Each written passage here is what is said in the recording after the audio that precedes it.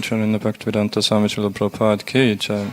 Jam Vishnupad Param Svarachakchara Shrottara Shatis Divine Grace Bhakti Siddhanta Saraswati Goswami Maharaj Srila Prabhupada Ki Jai. Ananta Koti Vaishnavrinda Ki Jai. Krantarachima Bhaktam Ki Jai. Nitya Gaura Premanande Hari Hari Bol.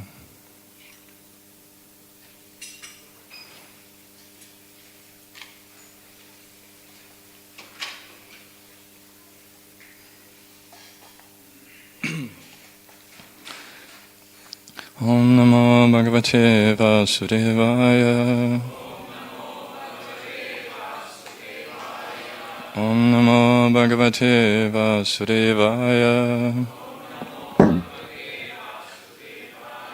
Om Namo Bhagavate Vasudevaya.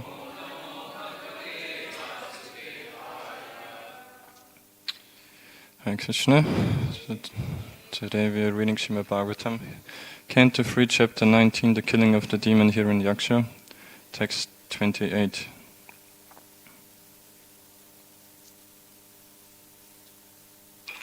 Yep. Yam yogino yoga samadhinara. Yam yogino yoga samadhinara. Dhyayanti lingara satoma mokshaya. Dhyayanti lingara satoma mokshaya. Tasyai shadaitya rishabhapadahata. Tasyai shadaitya rishabhapadahata. Mukham prapashyam stadamutsasarjaha. Mukham prapashyam stadamutsasarjaha.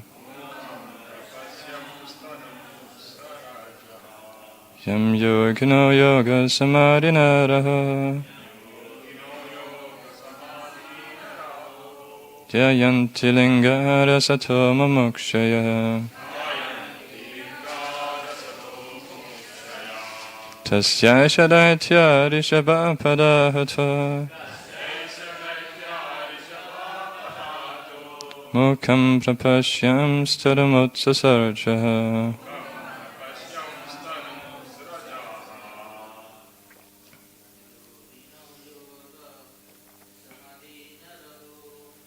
Yogino yoga samadhinara.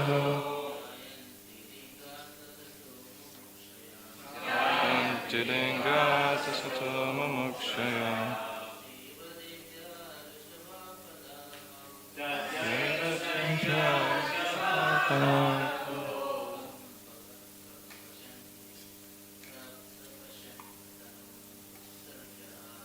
Mukam prapashyam stanamutsasarjaha.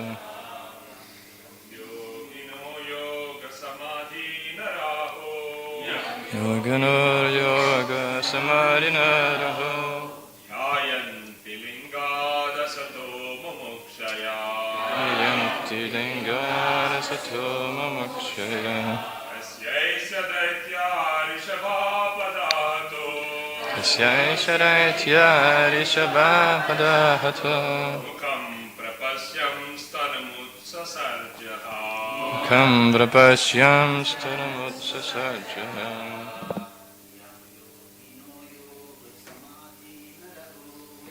Yogino yoga samadhinara. Dhyayanti lingada satoma mokshaya. Tasyai shadaitya rishabhapadahata. Mukham prapashyam stanamutsasarjaha. Mataji.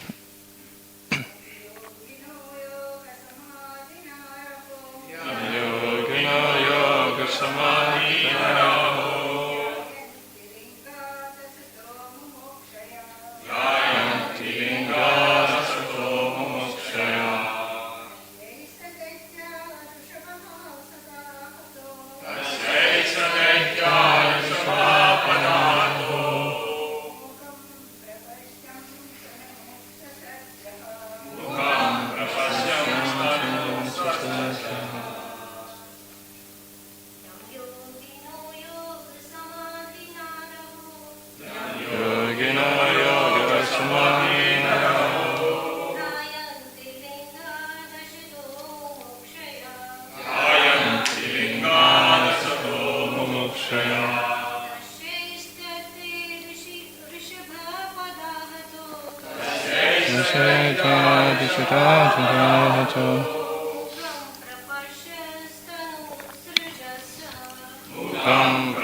Tasyam stanam tasajaha.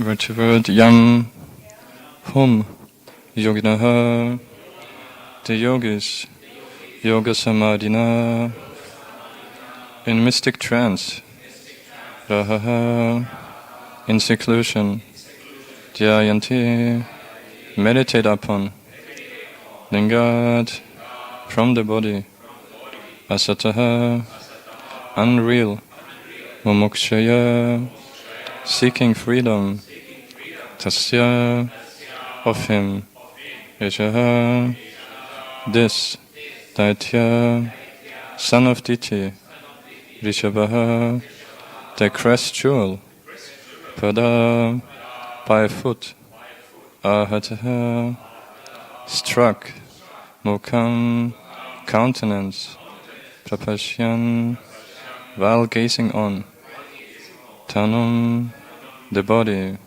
utsasarja, he cast off, ha, indeed.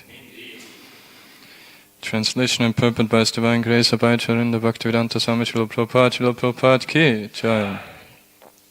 Brahma continued, he was struck by a forefoot of the Lord, whom yogis seeking freedom from their unreal material bodies meditate upon in seclusion in mystic trance. While gazing on his countenance, this crest jewel of Diti's sons has cast off his mortal coil. Purport. The process of yoga is very, very clearly described in this verse of Srimad Bhagavatam. It is said here that the ultimate end of the yogis and mystics who perform meditation is to get rid of this material body. Therefore, they meditate in secluded places to attain yogic trance. Yoga has to be performed in a secluded place, not in public or in a demonstration on stage, as nowadays practiced by many so-called yogis. Real yoga aims at ridding one of the material body. Yoga practice is not intended to keep the body fit and young. Such advertisements of so-called yoga are not approved by any standard method. Particularly mentioned in this verse is the word yam, or unto whom, indicating that meditation should be targeted on the personality of Godhead. Even if one concentrates his mind on the boar form of the Lord, that is also yoga. As confirmed in Bhagavad Gita, one who concentrates his mind constantly is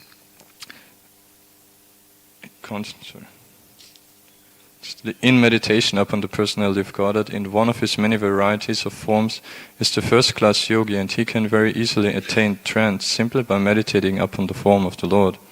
If one is able to continue such meditation on the Lord's form at the time of one's death, one is liberated from this mortal body and is transferred to the kingdom of God.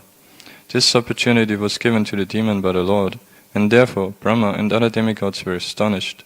In other words, the perfection of yoga practice can be attained by a demon also if he is simply kicked by the Lord.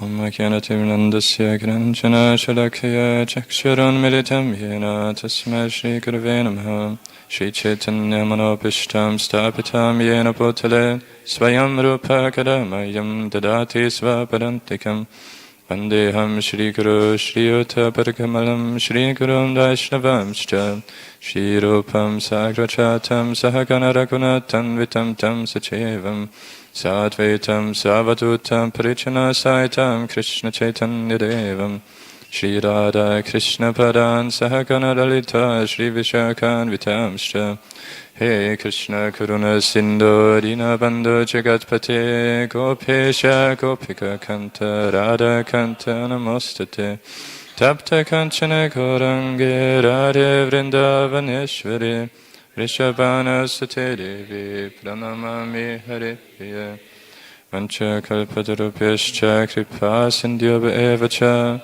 Patitanam Pavanebhyo Vaishnavebhyo Namo Namaha Jai Shri Krishna Chaitanya Prabhu Nityananda Shri Advaita Gadadhara Shivasari Gaura Bhaktarinda Hare Krishna Krishna Krishna Hare Hare Hare Rama Rama Rama Hare Hare. Can you turn the volume up a bit? I don't have voice.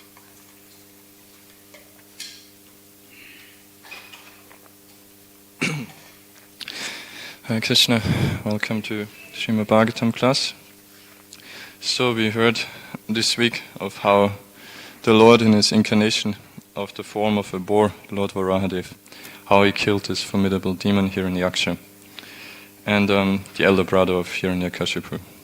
And so one thing that in those kind of sections in Bhagavatam which always strike me is how Srimad Bhagavatam gives us always a quite different view of reality as compared as we would have it without getting in touch with Srimad Bhagavatam, without the mercy of Srila Prabhupada. Like we see here, we saw the description of, like in 2 texts ago, how Hiranyaksha then, how he met his death, and which was text 26. Though struck indifferently by the Lord, the conqueror of all, the demon's body became the wheel, his eyeballs bulged out of the sockets, his arms and legs broken, and the hair on his head scattered. He fell down dead like a gigantic tree uprooted by the wind. So, very figuratively, how do you say, Bhagavatam always describes, for us to really be able to meditate on those pastimes, including how demons meet their death, which is also very purifying for us, as we know. So, but then hearing this, in the text after this, which was yesterday, we heard how Lord Brahma and the other demigods came there on the spot, and how they were struck with wonder of, oh, how fortunate is this demon. We just heard how miserably he met his death, but not actually miserable, because how was he killed? He was killed by the Lord, as Prabhupada concludes today's purport. In other words, the perfection of yoga practice can be attained by a demon also, if he's simply kicked by the Lord. So, yeah, that immediately, that's like the beauty of Bhagavatam, like Bhagavad Gita, we know it prepares us basically for Srimad Bhagavatam very thoroughly. We learn how we are not the body, and how we are related to Krishna, how we should engage in devotional service. And then Bhagavatam here takes it for granted immediately. Yes, we know you're not the body, we know. It doesn't matter at all how apparently miserable the body might meet his death here. If you some or other get in touch with Krishna, have the mercy of Krishna, then it is most glorious, so glorious that we see here Lord Brahma himself coming there and exclaiming, oh, what wonderful fortune this demon has met. So, and then like one thing Prabhupada stresses here is how, because like one misconception or like misuse nowadays obviously of so-called yoga is that people do it simply to keep their body fit. That much they have realized that there's some value in this wisdom, that it keeps your body fit. Yeah, but that's just a byproduct. But that's why Prabhupada here heavily stresses how it's rather the purpose of yoga is to get rid of the material body, and also that it is. And the second misuse or misunderstanding of yoga is that you do it in some crowded cities, in some yoga studio or home, whatever, and think, yeah, you're doing yoga. But Prabhupada would many times say, like here also, as Krishna explains in Bhagavad Gita, it's actually this kind of yoga only works if you practice it in a secluded place. So, and but how we practice bhakti yoga in relation to such this secluded place. I read recently in one purport in the 9th canto, where Prabhupada beautifully explains that of King Yayati when he attained his perfection. But so before going to that, I just want to go through the pastime a bit of how Maharaj Yayati eventually reaches his perfection in Bhakti Yoga. Because we know he's, first we think rather of what he went through before when we hear of King Yayati, because he quite vividly showed, especially in 9th canto, there's many pastimes which actually show what kind of trouble we go through because of being attached to these material desires, especially in the most vivid expression of sexual desire. And but also this pastime encourages us, because we see then how King Yayati, despite all of that before, how he then was able to take up bhakti so naturally, so instantaneously.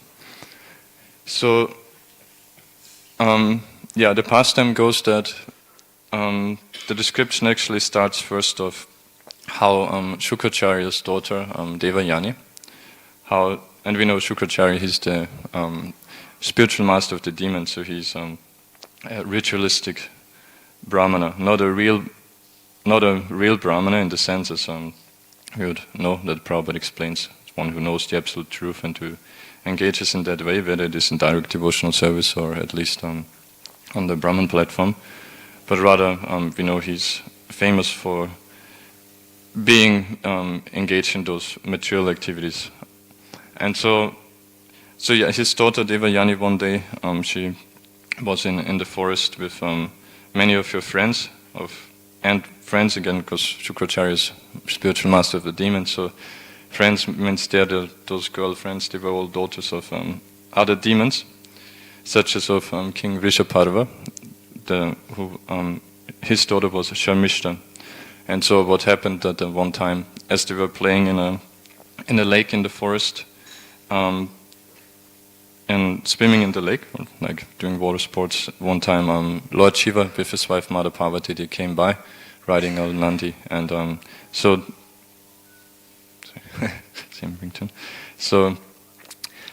the girls immediately felt ashamed and put on their clothes quickly, and by mistake Sharmishta put on Devayani's clothes. So Devayani consequently couldn't cover her body, and so she got very upset and insulted Sharmishta very heavily of how, because she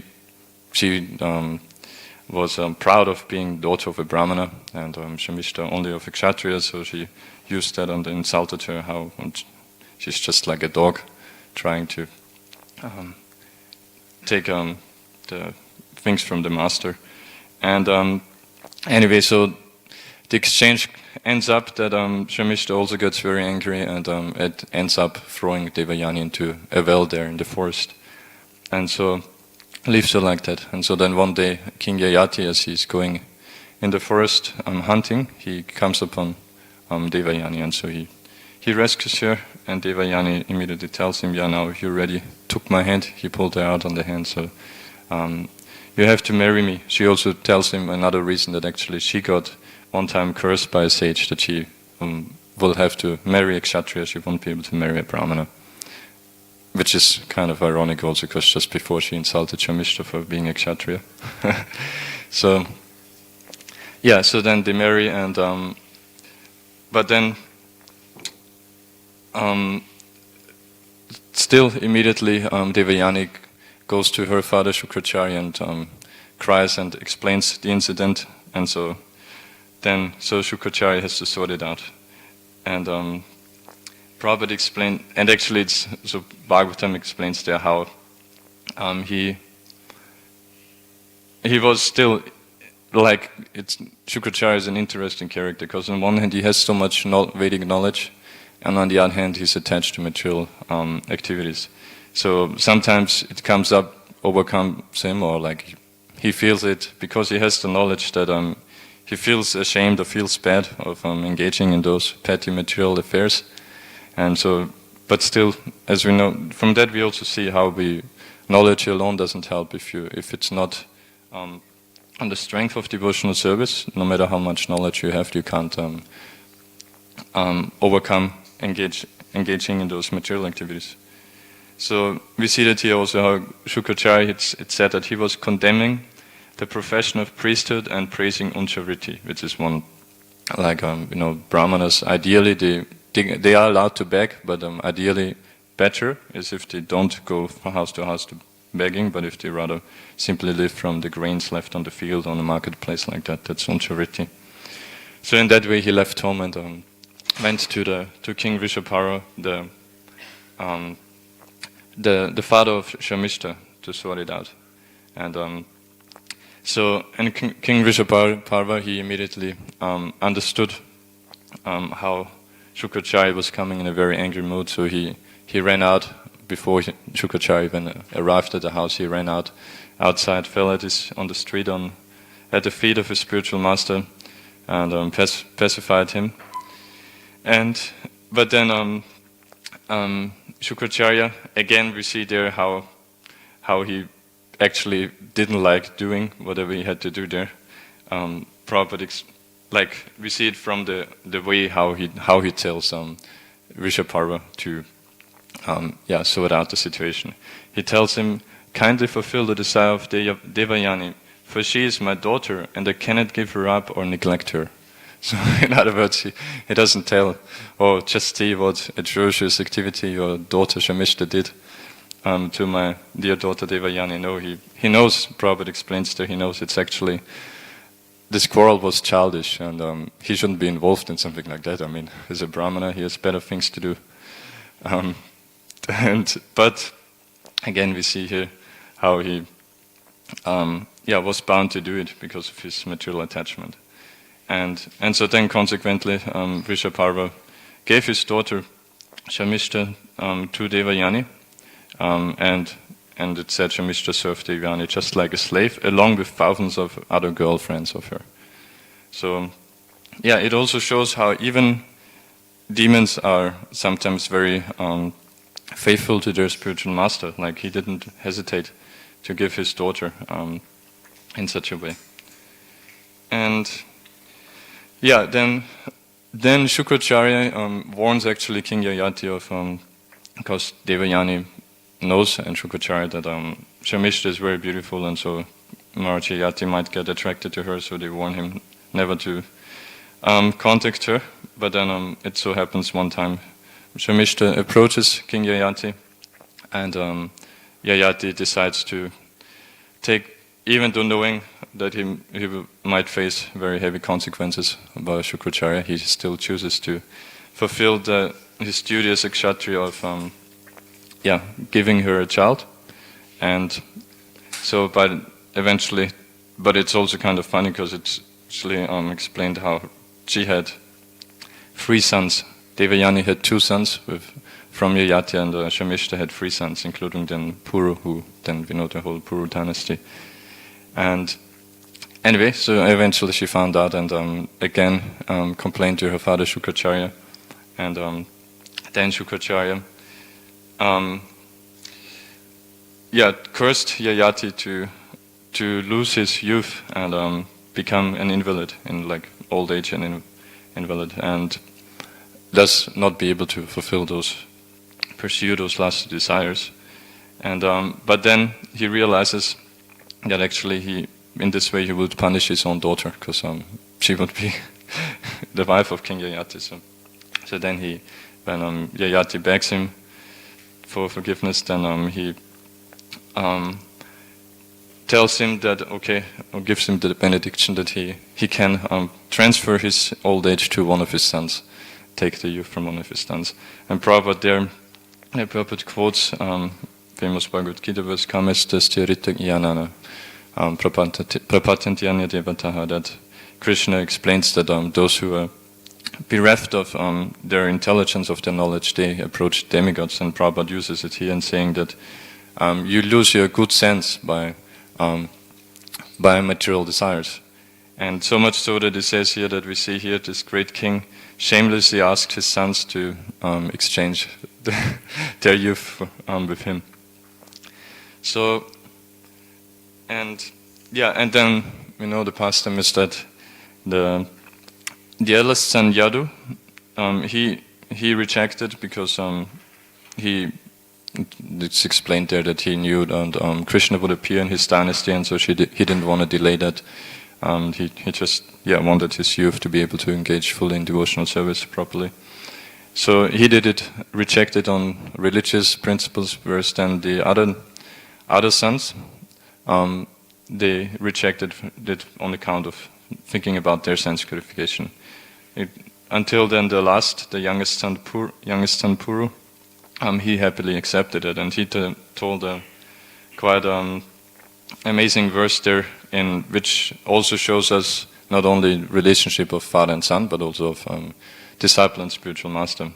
We can apply it to, obviously, where he actually expresses how he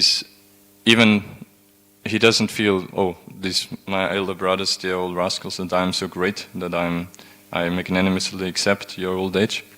But actually, in this way, he expresses how he regrets that he is not a first-class son, because the verse goes that Uttamash chintitam kuryad, that Uttama, a first-class son or disciple, is one who doesn't even have to be told what to do, but he chintitam, simply he can anticipate what his father would like and acts accordingly to that. Whereas then, if prokta kari tumatyamaha, if it has to be spoken, prokta, then you're already a second-class son, a mediocre son. So that was Puru classified himself here as there. And then if you're even lower, Adama Ashradaya Kuryad, if you still execute it, but Ashradaya, not faithfully, if you do it irreverently, then you're a third-class son. And then what to speak of those who don't even do it? Akarita charitam pituhu. Prabhu says that they're no better than the stool of the father. So, yeah, also shows us how what we should aspire to come to what kind of platform of how to relate to our spiritual master or spiritual authorities. That what to speak of not doing happily whatever we are told, but we should come to a platform of being so in tuned with the desire of the spiritual master, the desire of Krishna, to naturally know what he wants us to do and act in that way. So Yayati, he got the youth from Puru, happily enjoyed then it's for 1,000 years as the Saptadvipapati, as we know at that time, the king, he was ruling all the 7 dvipas of Pumandala, what to speak of just this planet. And but it is mentioned there that other than performing yagyas and giving gifts to the Brahmins, he did also worship the Supreme Lord. And that's, as we see then later, what makes the difference. Because then, after 1,000 years, he does realize that he could never be satisfied, no matter how much he engaged in sense gratification. Like in one purport, Prabhupada explains that the kat indriya, the unpurified senses, they can be purified if one engages in Krishna consciousness. And he quotes Sarvapadi Vinirmuktam Tatparatvina Nirmalam. They can be purified if we give up all our designations and simply engage in Rishikana Rishikasha Sevana Bhakti Rochate, pleasing the senses of the master of the senses, of Krishna.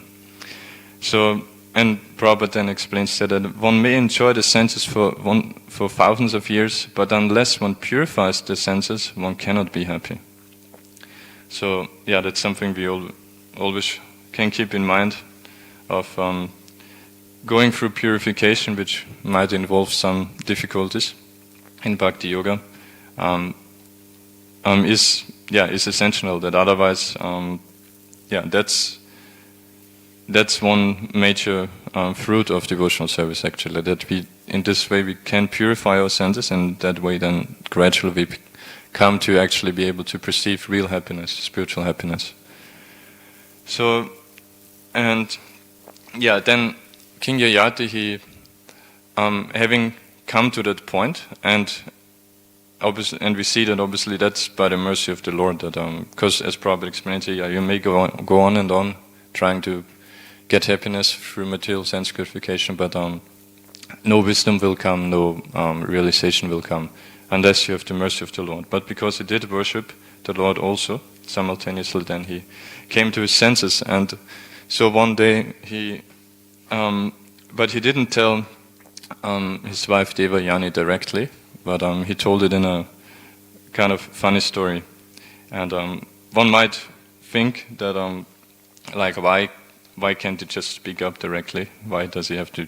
He tells it through the story of a he-goat and a she-goat, his own life story and of his wife.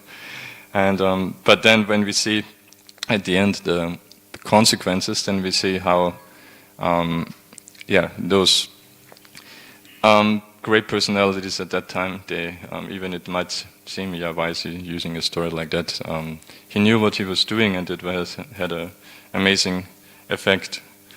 So he told the story of how one time there was just like, and actually he did tell directly, just like myself, there was a he-goat who one time came to the forest looking for getting some nice food, and then he came up on a well where he found a she-goat trapped, and then he helped her out, and and actually, but one thing he mentions there is that he found there, and so then this she-goat became, one day later, then she became angry because he had engaged with another she-goat. And so then this she-goat went to the residence of a brahmana who was the maintainer of another she-goat. And Prabhupada points out there that this shows that, the brahmana who maintains another she-goat, obviously that was Shukracharya. So and he explains that Shukracharya is no better than Yayati, for both were interested in family affairs generated by Shukra, semen. And that's where his name comes from. And when Shukracharya saw that Yayati's emasculation would make his daughter the victim of punishment, he used his power of mystic yoga to restore Yayati's masculinity. And therefore we see here, because he used the mystic power for family affairs and not to realize the Supreme Personality of Godhead, this exercise in the magic of yoga is no better than the affairs of he-goats and she-goats. So, Prabhupada always puts it in the right perspective, that we don't get impressed by even yogic powers like here of Shukracharya, but he says this shows he's no better at all than someone simply purely attached to materialistic activities. So then he tells the story like that, and how he couldn't attain happiness. And one nice point Prabhupada mentions there in a purport, where after Yayati explains how, so he actually does then direct preaching also after telling the story, and sharing his realizations. So and one thing he says there is that a person who is lusty cannot satisfy his mind. And Prabhupada explains there, quoting Bhagavad Gita, Mama Vamsha Jiva Loka Jiva Bhuta Sanatana, that how it's amazing to consider how we are all parts and parcels of the Supreme Lord.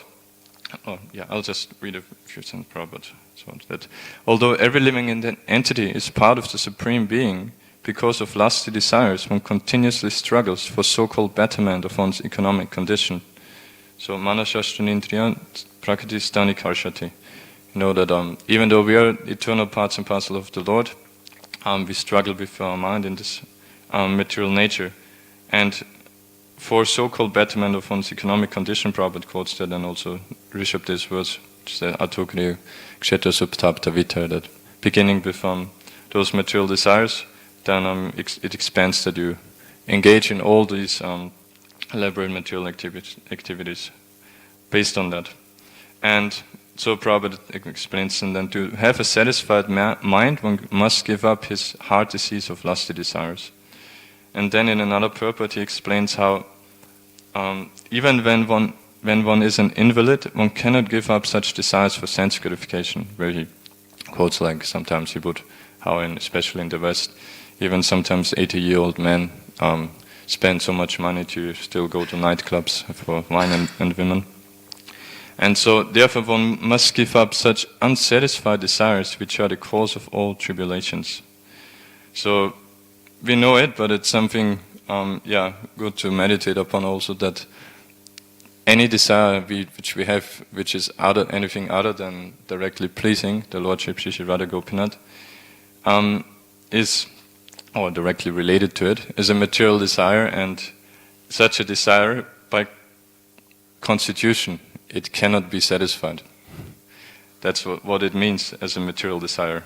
And therefore Prabhupada says one must give up such unsatisfied desires. Because naturally we would feel like, I quickly got to satisfy this desire, get it out of the way, and then I can focus. But no, that's not how it works. They have to be unsatisfied. So we have to be clear with that and just give them up, which obviously we can't do just by our intelligence, our own strength. But if we're sincere, Radha Gopinath will help us.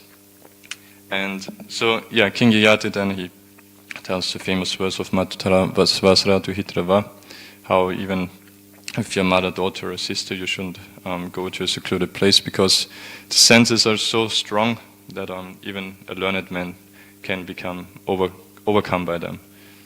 And then, let's see if I missed anything.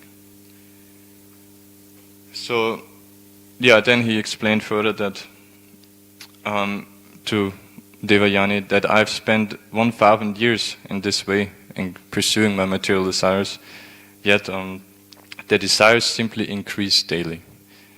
And that's now the verse after that, that's now the purport which I told about the secluded place. So Yayati then continued, therefore I shall give up all these desires and meditate upon the Supreme Personality of Godhead, living in the forest with the animals.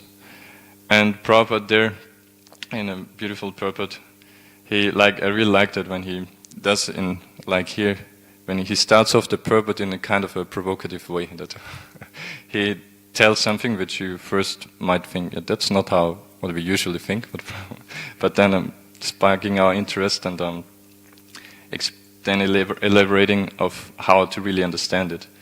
Because Prabhupada explains there that to go to the forest and live with the animals and meditate upon the Supreme Personality of Godhead is the only means by which to give up lusty desires.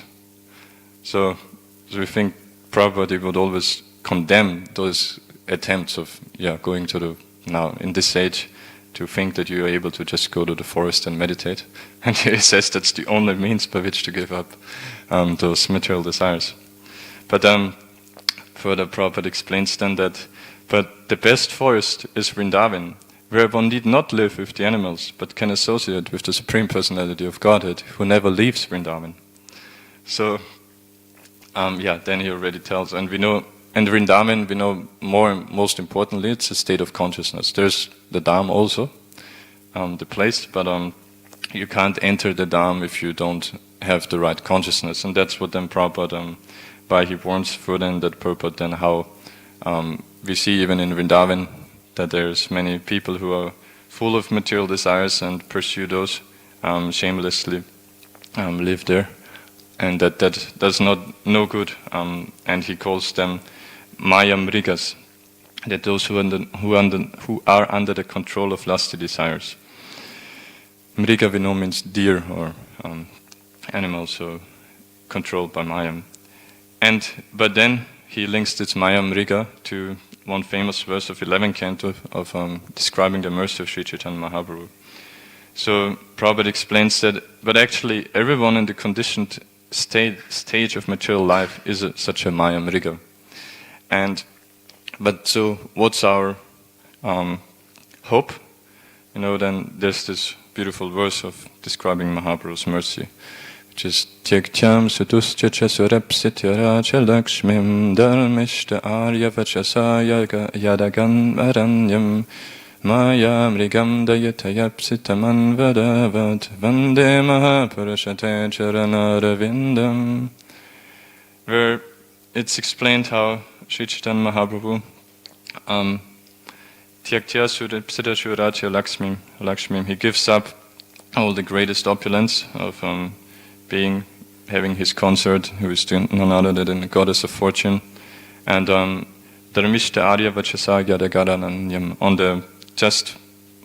on the pretext of being cursed by a Brahmana who cursed him, so-called cursed him, not to be able to enjoy material desires. We know there's one such funny pastime. And but what was his real? I mean, we know there's all these internal desires and so forth. I'm not going to discuss now. But in what's focused on here, what's his real purpose? Mayam mrigam dayita yapsitam anvadavat. He's literally running anvadavat after all those Maya mrigas, all those conditioned souls who are so miserly attached to these material desires. And so, therefore, Prabhupada explains here, one should follow the principles of Sri Chaitanya Mahaprabhu and always think of Krishna and full Krishna consciousness. Then one will be eligible to live in the Vrindavan and his life will be successful. So, yeah, that's it in terms of living in a secluded place as a bhakti yogi. Which we know, a temple like here, it's non-different from Vrindavan because the only purpose is for everything to be engaged for the pleasure of the Lordship Sri Sri Radha Gopinath. So living here is what it really means, how we can give up those lower desires and become and revive our pure love for Krishna. And so in terms of the pastime then, it's mentioned how Shukadeva Goswami explains how King Yayati, even though he was accustomed, I can't remember if Yayati himself speaks that still, or Shukadeva Goswami, and that even though he was so accustomed to those simply engaging in those pursuing those material desires, he gave it up entirely in a moment, just as a bird flies away from the nest as soon as his wings are grown. And how is that possible? Like, the analogy is quite nice. Like most of us perhaps would have seen how, like, those little birds, when they make their attempts to fly off the nest, like they can't, obviously, how much can they practice while sitting in the nest? They can only wait for the wings to grow enough, but then they have to take the courage to simply jump off the nest, no matter how confident. So they have to take that leap of faith. And similarly, in devotional service, on the one hand, yes, Bhakti Yoga is a gradual process. You have to be patient and everything. Can't expect Krishna to Gopinath make me pure devotee immediately. Because we are so miserly attached to those material desires.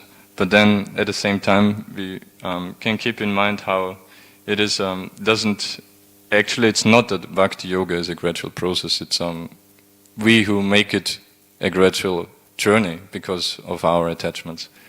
We see, like with Maharaj Katvanga, for example, how he immediately took up. And similarly here, King Yayati, he was, by the Lord's mercy, he was able to, in a moment, to give all of that up and go take sannyas straight away. Prabhupada quotes there one famous verse from second canto of how even all the most sinful people, they can become pure devotees by the Lord's mercy, by the influence of the Lord. Prabha Vishnave Namaha explains that Lord Vishnu is so powerful that even that he can deliver anyone at once if he's pleased to do so. But then how will he pleased? He says, and he can be pleased immediately if you accept his order by surrendering unto him. And so even though on the one hand, yes, due to our attachments, we make it a gradual process, but at the same time, at least a basic surrender, sense of surrender, and obviously actions should follow. We should be able to, by the mercy of the devotees and of Srila Prabhupada and the Lordship, we can get it. And if we use our intelligence, we understand those kind of pastimes of how troublesome material life is and how merciful the Lord is, then we can surrender immediately, at least theoretically completely, but at least to a proper degree where we are fully determined not to give up and to always take shelter no matter what, take shelter of the lotus feet of Krishna. So Prabhupada explains there that Maharaj Yayati was eager to serve Vasudeva, Krishna, and therefore as soon as he wanted to renounce material life, Lord Vasudeva helped him. So, which is like we see how externally he was so attached, and even though doing some devotional service or some worship of the Lord, he was so attached to those material activities, but then in a moment he was able to do so, which also shows, but simply whatever little devotional service he had done, gradually it did invoke some desire to serve the Lord, and so then by the Lord's mercy he was able to get this realization and immediately take it up like that. But it doesn't end here, actually. Even his wife, Devayani, when she heard the story, and so now going back to, he was telling the story of a he-goat and a she-goat. And it's actually, Prabhupada explains here somewhere, that, yeah, or that's in a verse actually, how when Devayani heard the story, she understood that this story, although presented as if a funny joke for the entertainment between husband and wife, was intended to awaken her to her constitutional position. And Prabhupada explains that Devayani was competent enough to understand her liberated husband and follow him as his faithful wife. So, yeah, we just few verses before we saw how King Yayati was so attached to material activities, and then here, just by him telling the story of he-goat and she-goat, and then some other instructions, Prabhupada says that she was competent enough to understand her liberated husband. So, which shows, just from what we discussed before, simply by his desire to serve the Lord and get this determination of giving up his desires, material desires, liberation comes, is a byproduct. It comes naturally. So, therefore, he spoke this story there already as a liberated husband. And so then Devayani also gave up her imaginary position in the material world and also fixed her mind upon Krishna and became liberated from the gross and subtle bodies. And again, Prabhupada says that because of the association with her great husband, Devayani purified her, or became purified and adopted the means of bhakti yoga and thus became liberated also. Oh my God, it's so late. So, yeah, coming back here now, it gives us great hope also. On the one hand, it shows how troublesome material desires can be, that they make us such a fool, make us such a miser that we might, like here, King Yayati even beg his own sons to give them their youth, and so forth. And but then, if we have some little sincerity, Krishna will do whatever possible to help us, and it's because it's the nature of the soul to serve Krishna and to simply desire how to please him. But the thing is, we are in this material world, we are attached to material desires, and so that's why we hear so much in Bhagavatam also about this, not only directly about the sweetness and glories of Krishna, Artha Pravriti, but also so much about Anartha Nivritti. Like, especially this 9th canto there actually, it's like amazing how we know the Soma dynasty, the moon dynasty, that's where Krishna appeared, and so that's why it's elaborately described there in 9th canto, before then setting up for 10th canto. But it also sets it up in a way that it shows there's so many, that's just one example, there's so many examples given there of how actually great personalities fall prey to these lower desires. And which I was thinking shows, is there also to make it very clear for us that then what we see in Krishna's pastime has nothing to do with these affairs, like when Krishna is with the gopis especially, that it has nothing to do with that. Like we see the Soma dynasty itself, it starts off taking foot on the earth by an incident of Soma himself running after the wife of his spiritual master, Tara. And then from that, Buddha is born, from which then Pururava is born, which is again then quite elaborate, famous example of how mad he got, and after Urvashi. And then and later after this, then we see even Brihaspati himself, who earlier became victim. He himself got overcome also once, so much so that his own brother's wife, he